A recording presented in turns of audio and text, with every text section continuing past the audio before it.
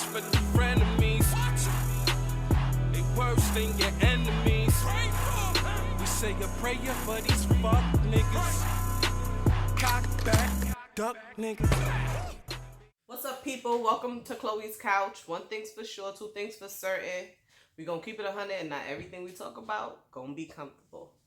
Today's conversation is a touchy one. We're talking about what it means to be a real friend and who your true friends are, because there's really levels to this shit.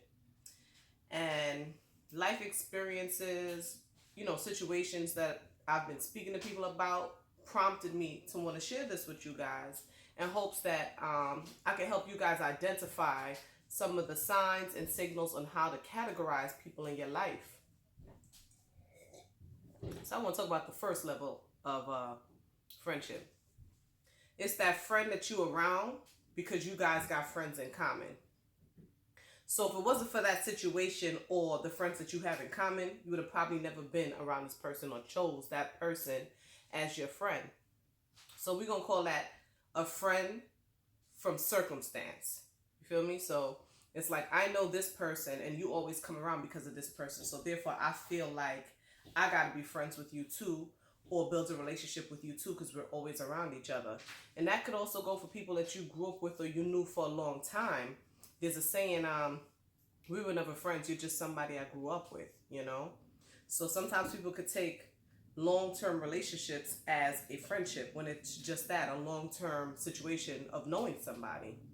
So the first level of friendship would be a friendship that was forged by circumstance, whether it be through someone else or just through living in the same neighborhood, etc.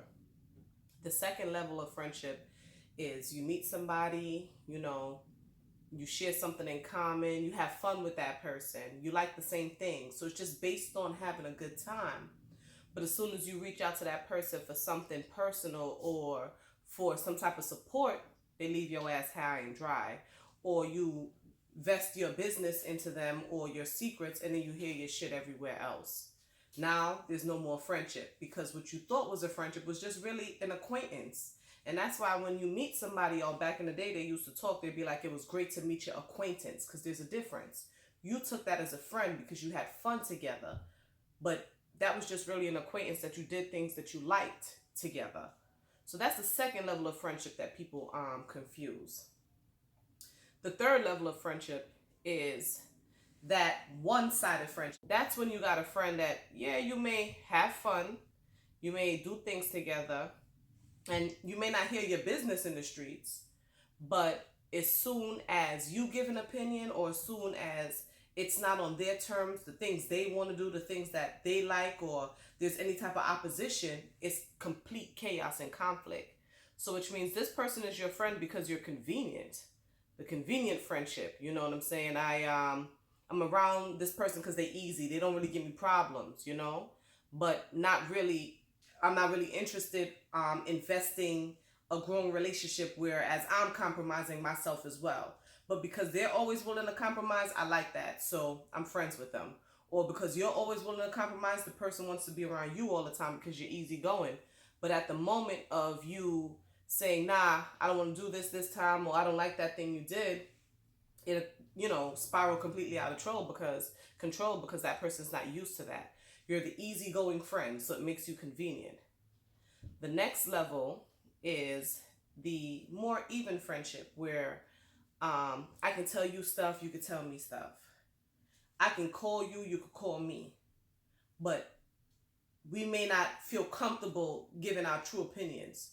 So, I'm with this dude is constantly cheating on me, he's whooping my ass or whatever, or, I'm not really feeling him because he's a great man, but he's not fun, he don't really spark my interest, and you just afraid, yeah, I hear you, but you don't give no advice because you don't want to be blamed for if something goes wrong, which means you don't really trust your friend like that.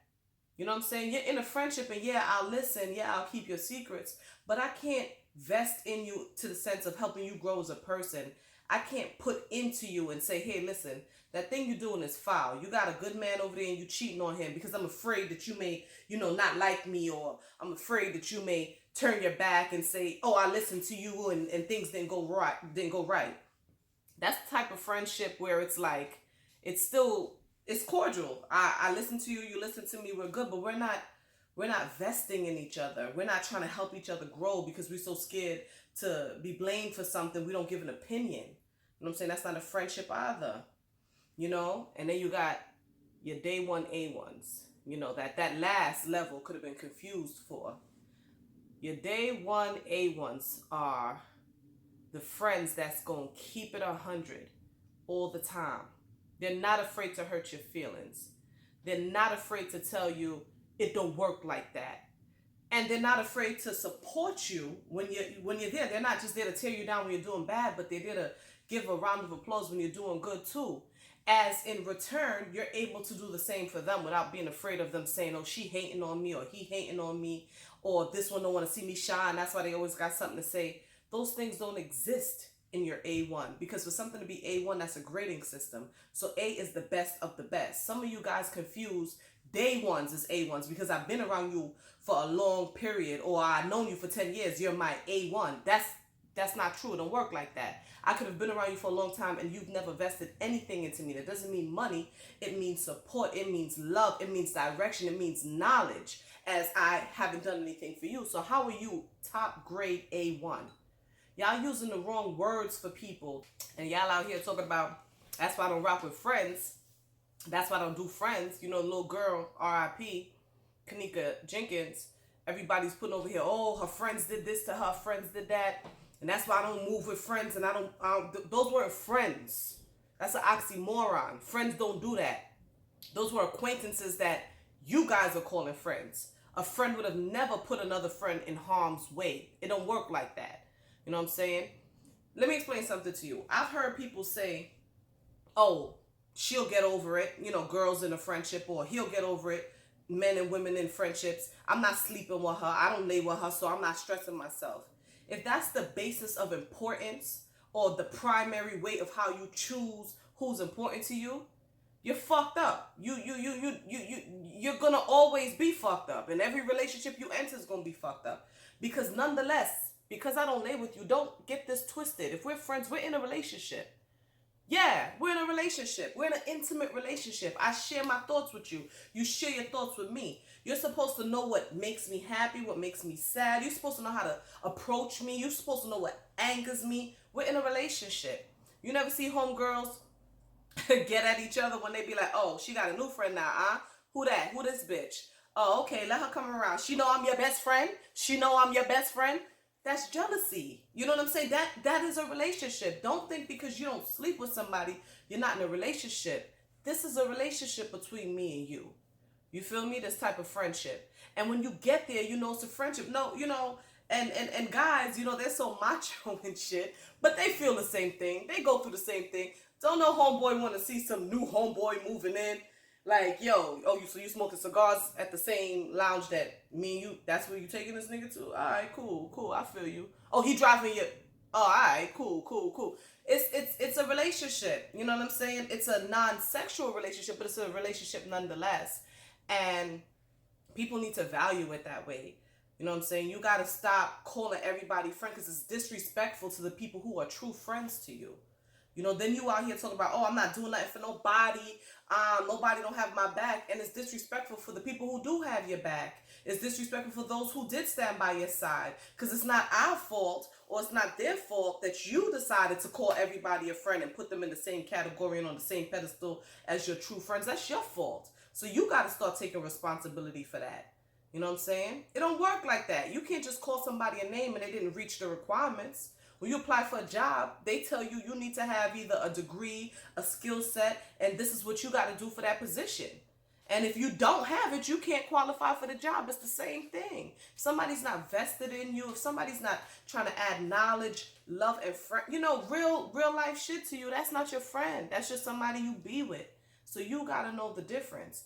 And for me, some of y'all get in relationships with, your counterparts, men, women, or whatever is you choose, and then you forget your friends. You know what I'm saying? Or you deal with a man and you may have a male best friend, and then he jealous, so you cut that dude off, or you cut that person off because your girl always in your ear, and you make yourself vulnerable, or you create solitary around you to just be whatever this person wants you to be. That's not healthy either, because your friends bring love and balance to you. And if somebody's threatened by that, then more than likely they have intentions to do wrong to you. They don't want your friends to see that shit, because they know if your friends see that shit, it's gonna be some shit. So that's not the type of person you want to be with.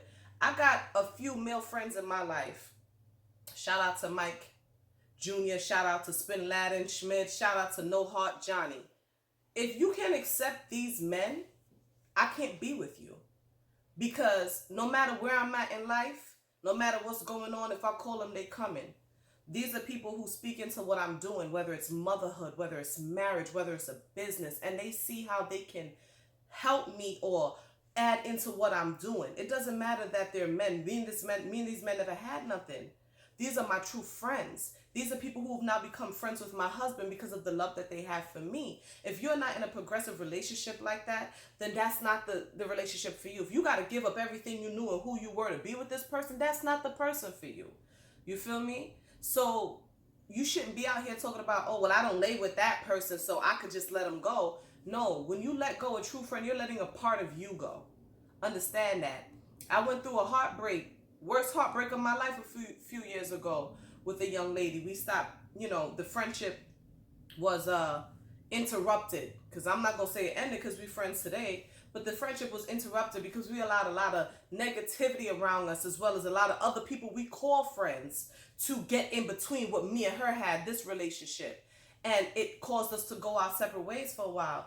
This is the worst heartbreak I've ever took. There's no man that I've been with, there's no relationship, there's nobody that played me that hurt more than this. I took a football knee for this shit. You know what I'm saying?